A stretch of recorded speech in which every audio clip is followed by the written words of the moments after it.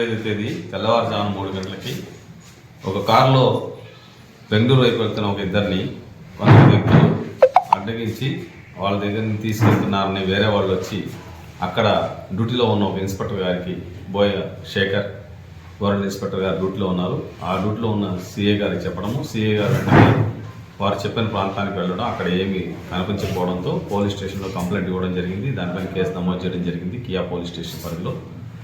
దాని తర్వాత ఈ కేసును దర్యాప్తులో భాగంగా ఒక కార్ని ఒక ఇద్దరు వ్యక్తులు ఎవరినైతే తీసుకెళ్లారంటున్నారో ఆ ఇద్దరు వ్యక్తుల్ని మనం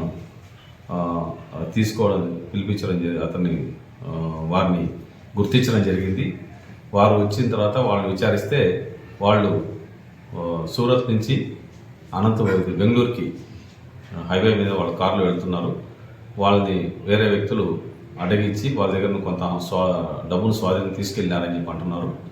సో ఎవరు తీసుకెళ్లారు, ఎందుకు తీసుకెళ్లారు అనే దాని గురించి దర్యాప్తు జరుగుతుంది. ప్రస్తుతానికి ఆ కారులో ఉన్న 1,20,00,000 రూపాయలని మనం కేసు ద్వారా స్వాధీనం చేసుకోవడం జరిగింది. దాన్ని కోర్టుకు అప్పగించడం జరిగింది.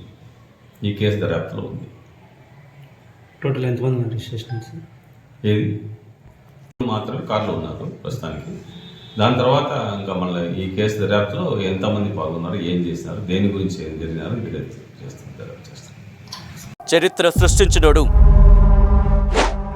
ఇప్పుడు ఆ చరిత్రని తిరగరాయబోతున్నాడు. అబద్ధాల గోడల్ని బద్దలు కొట్టి నిజాలను రాగా మీ ముందుంచబోతున్నాడు. నిజమైన వార్తల కోసం వెంటనే డౌన్లోడ్ చేసుకోండి రా యాప్ని.